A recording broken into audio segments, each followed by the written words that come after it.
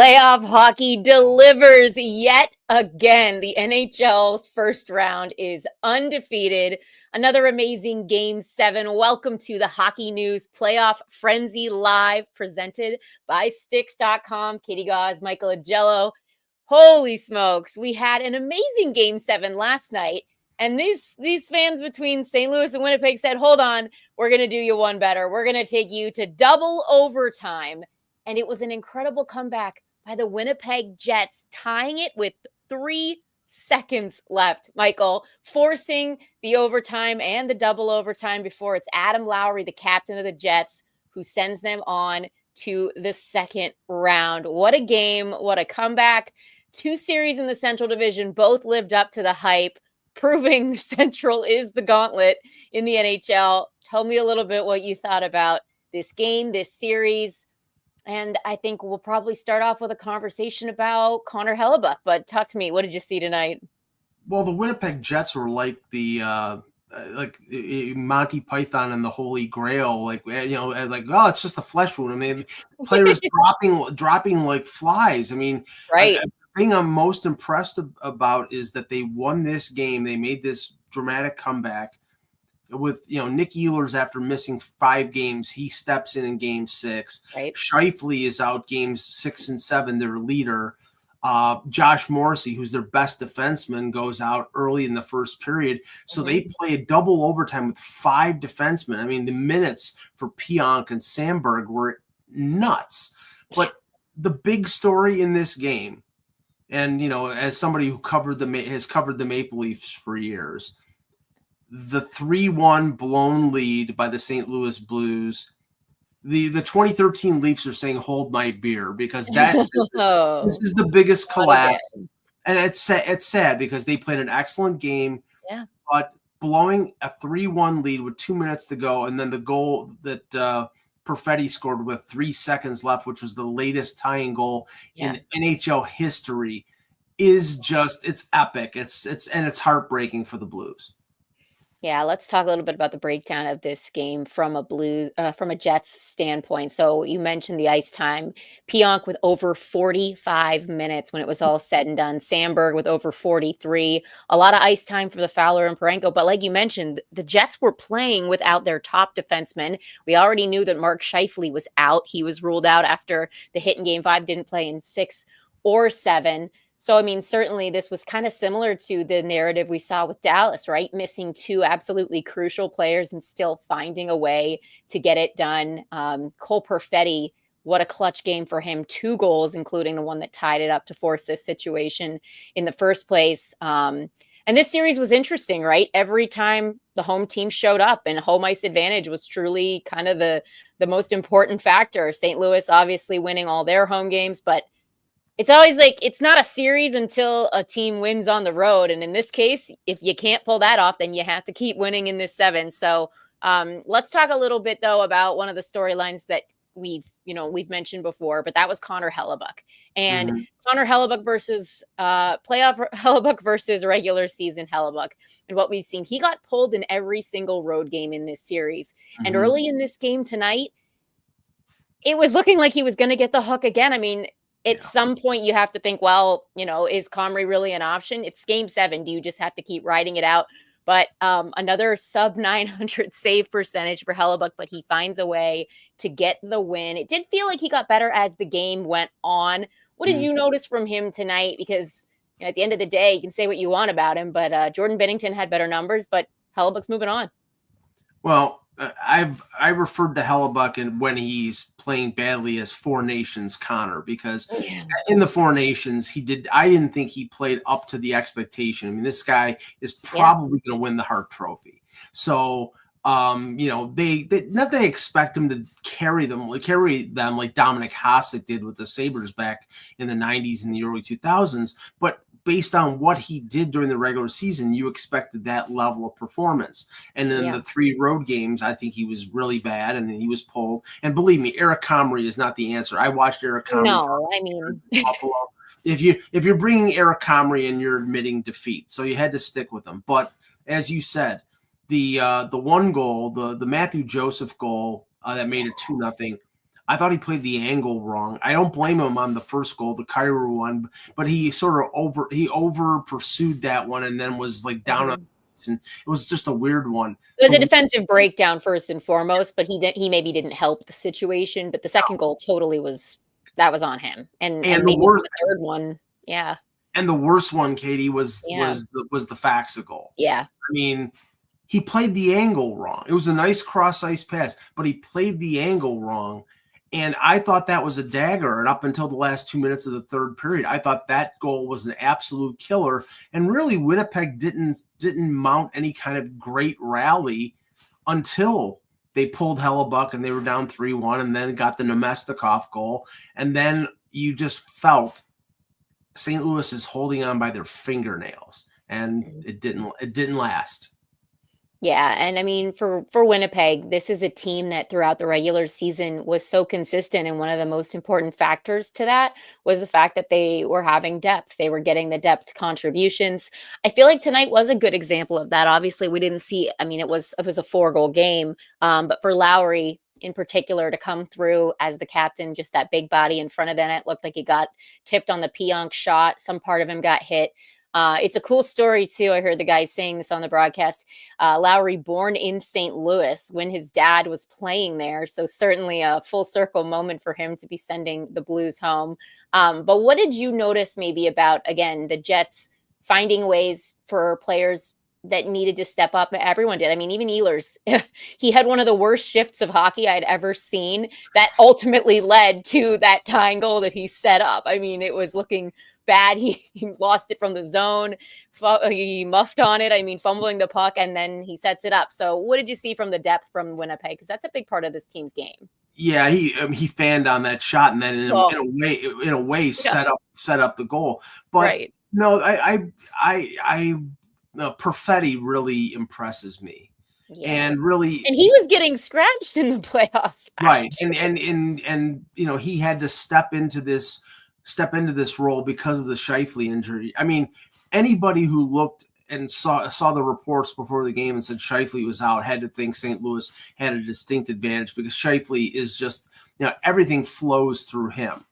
And, I think through 58 minutes of this game, you saw that. But then I just think that you saw, I mean, Velarde was being double shifted. So was Kyle Connor. So was Perfetti.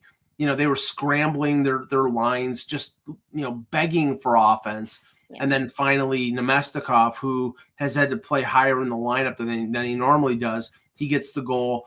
And again, it's like, I don't know why. Obviously, it goes from 3-1 to 3-2, and all the pressure is on St. Louis. But they just melted.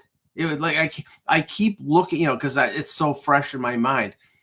Toronto had a 4-1 lead with 10 minutes to go in the third period against Boston in 2013. And this was it was almost a perfect sequel to that. I mean, 3-1 with 2 minutes to go, and St. Louis, I mean, they didn't get the big save, and in the end it cost them. Well, fans, you're tuned in to the Hockey News Playoff Frenzy live presented by Sticks.com. Don't break the bank on Sticks. You can get a pro-level composite stick without that pro price tag at Sticks.com. That's Stix.com. So head over there, gear it up. And friendly reminder that if you are watching, jump in, give us a comment. Let us know what you're thinking. What do you think of the game? Who do you think is going to win this next series, which we are going to chat about soon. But we're giving away a Sticks composite stick. So make sure that if you want to get one of those, you join in and engage with us. All right, before we talk about this series that we are now set for, which is, the Jets playing the Stars, I want to talk about St. Louis because this is a team that was the last guys in. They were dead in the water for quite a while. I mean, even at the trade deadline, we were scratching our heads. Why are they acquiring Cam Fowler? Do they know something we don't? Is something happening here? Are they going for it?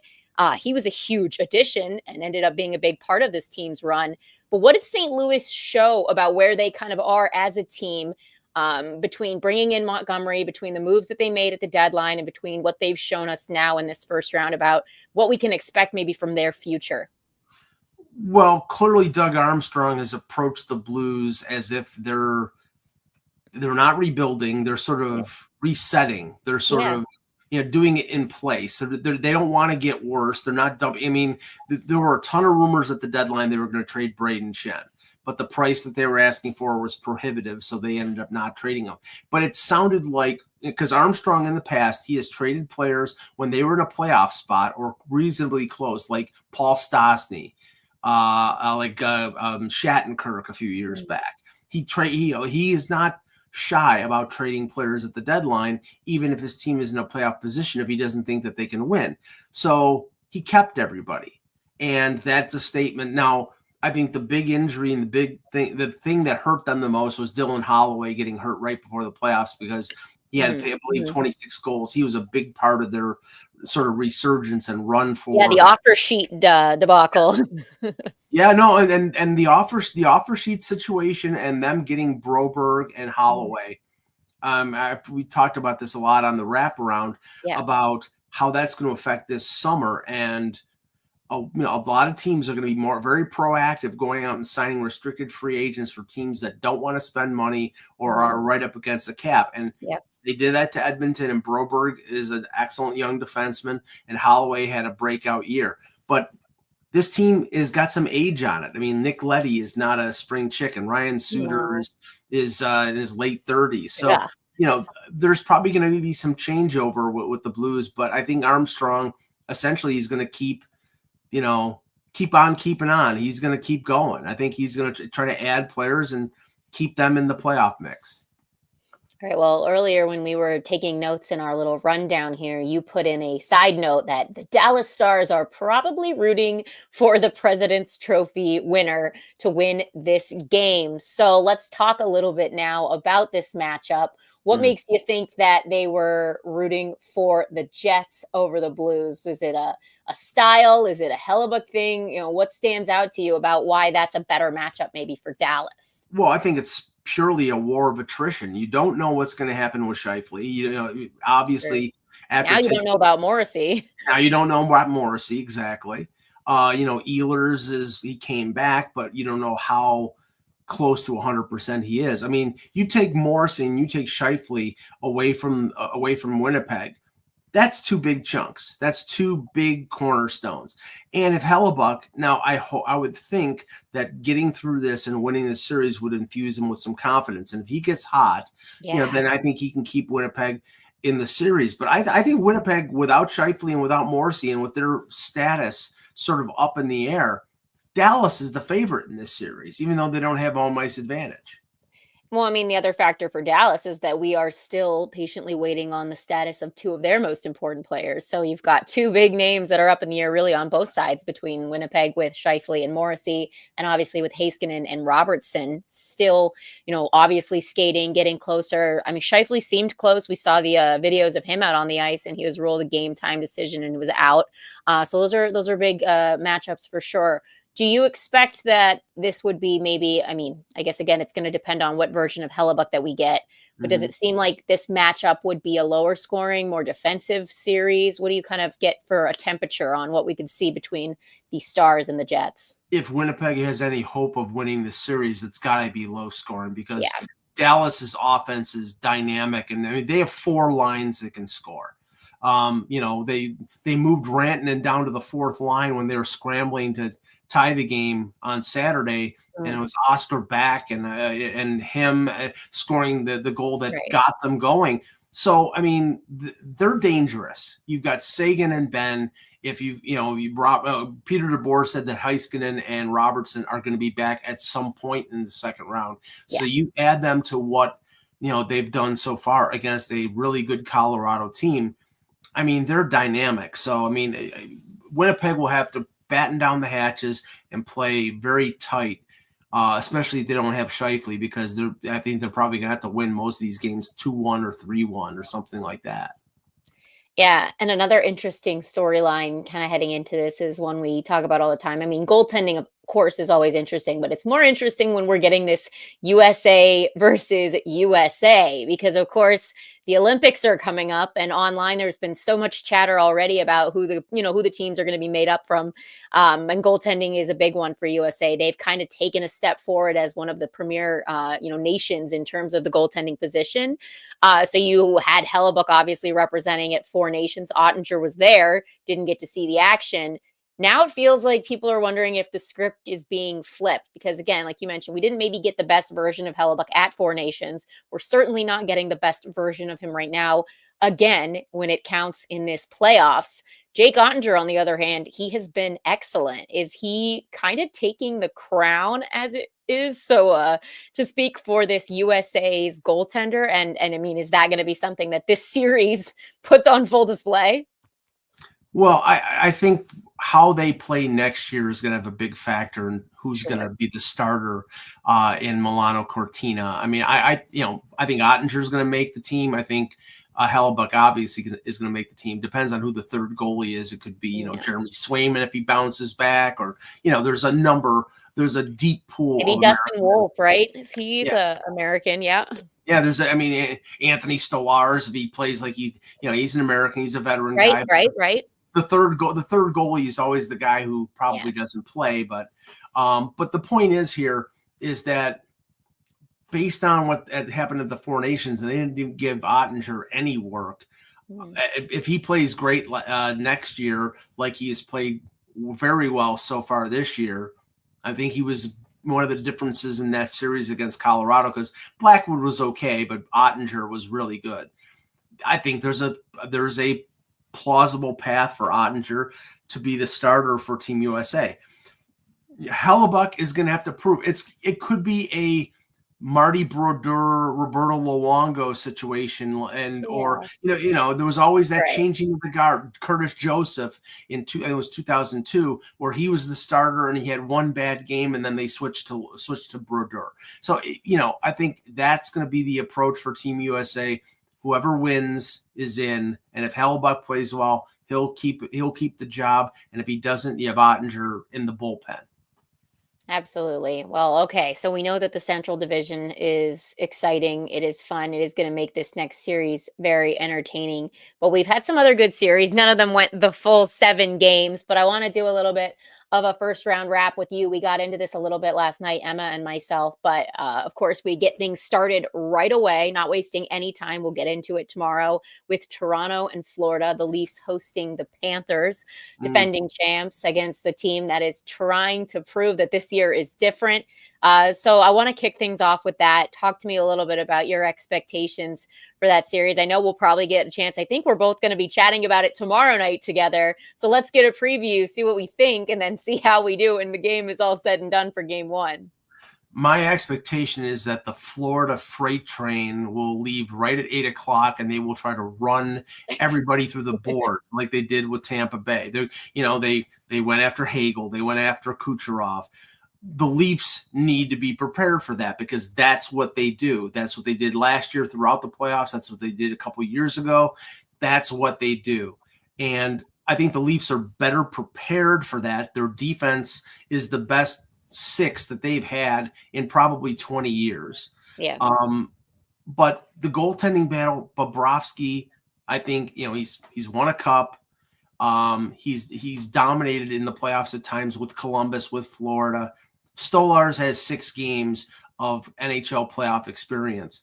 I think there's a possibility because I didn't think Stolarz was particularly strong. He was okay, but I don't think he was particularly strong against Ottawa. There was periods when he faced only 3 shots and he gave up a tying goal or he gave up a key goal. So it's not impossible that we see Joseph Woll in this series, but the Leafs have to get at least average goaltending or goaltending that matches up to Bobrovsky.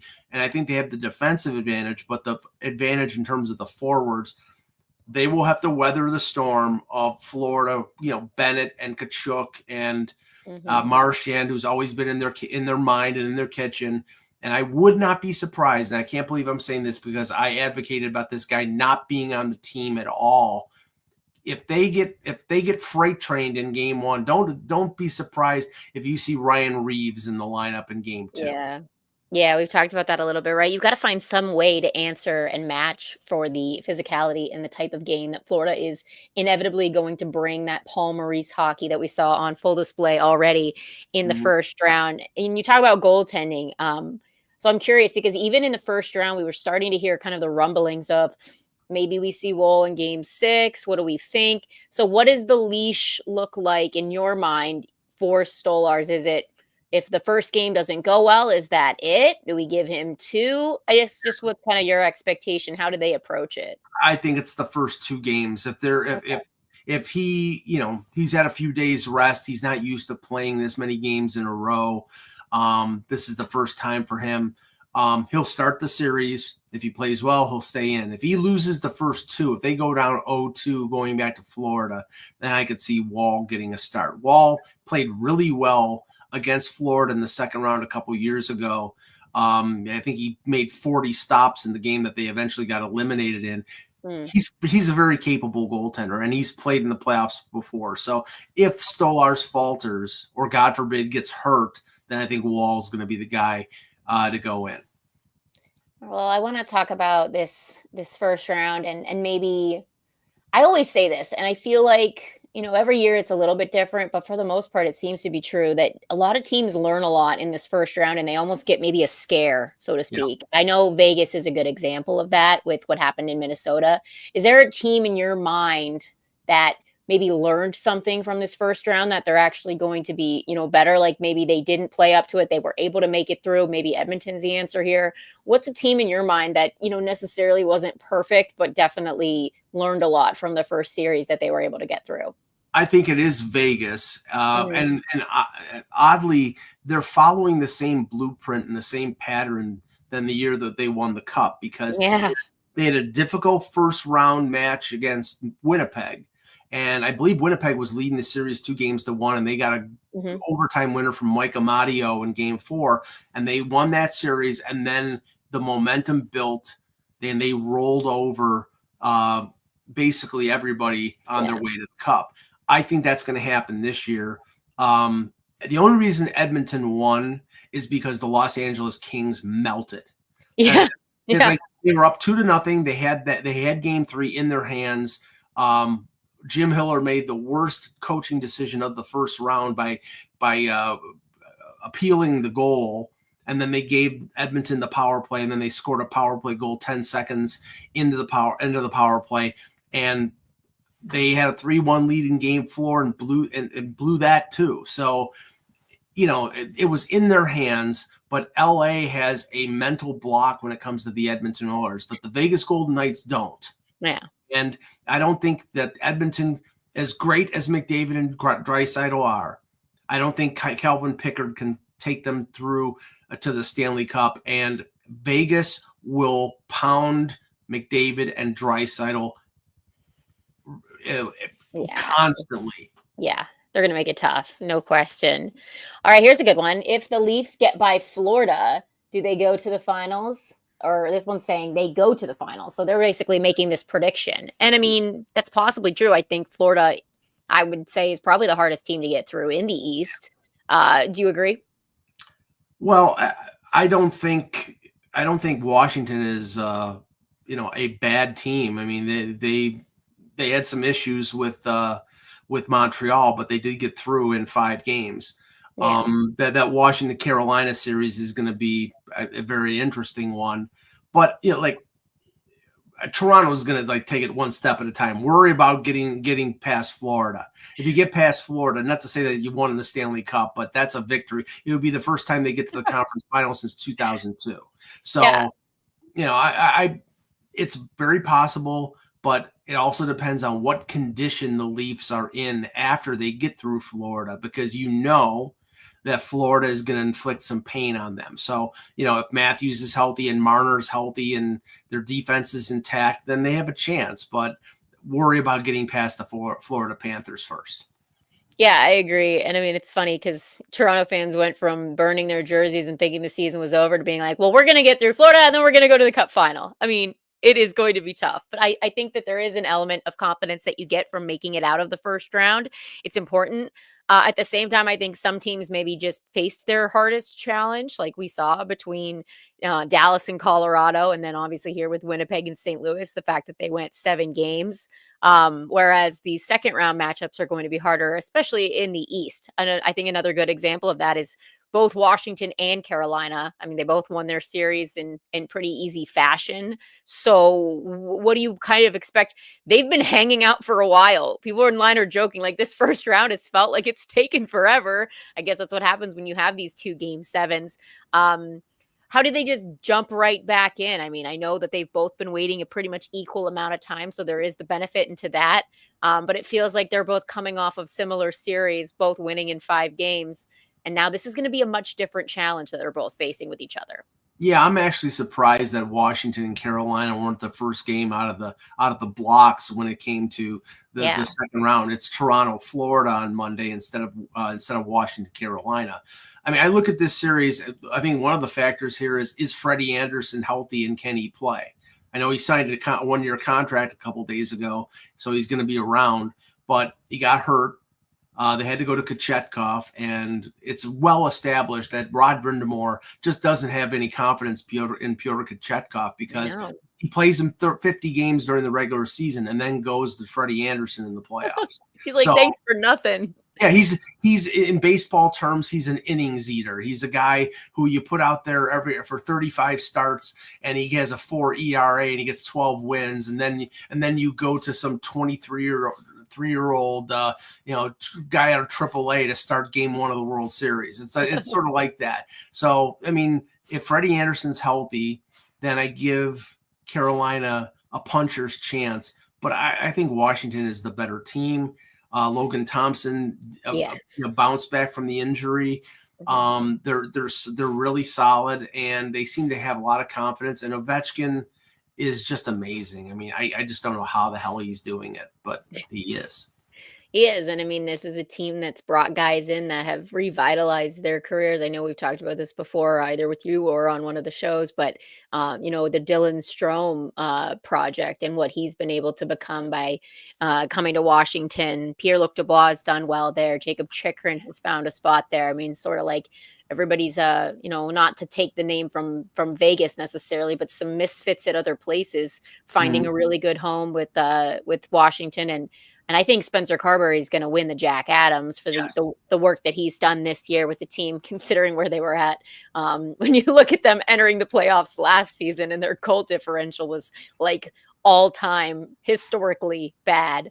All right, before we get going here, we're wrapping up, but we are obviously going to be back tomorrow night after the Leafs and the Panthers game. But before that game, we have the NHL draft lottery. So I want to get a quick prediction from you on who we think we're going to see winning that lottery and getting that first overall pick. That takes place tomorrow night at 7 p.m. Where's the coin that I had? Oh, sorry, I misplaced it. And it's happening live this year, as opposed to this pre-taped debacle that everyone always assumed was somehow rigged. And there was all the conspiracy theories. So this is going to be different.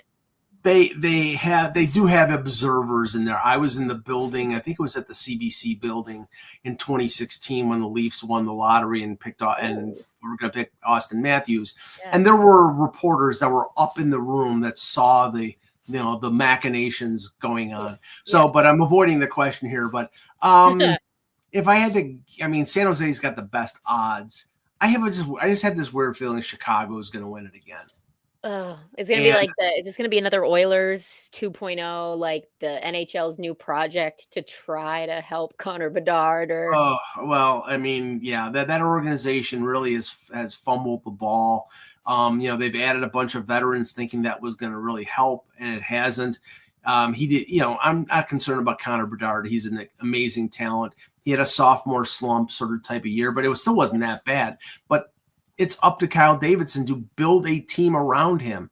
And San Jose is doing a better job with Celebrini and Eklund and Smith and Will Smith. And, they trade for Askarov. They're ahead of where the Blackhawks are right now. And the Blackhawks, I think, need to hit on a couple top picks, but they have a good chance of winning it. So I'll take a guess and say it's Chicago.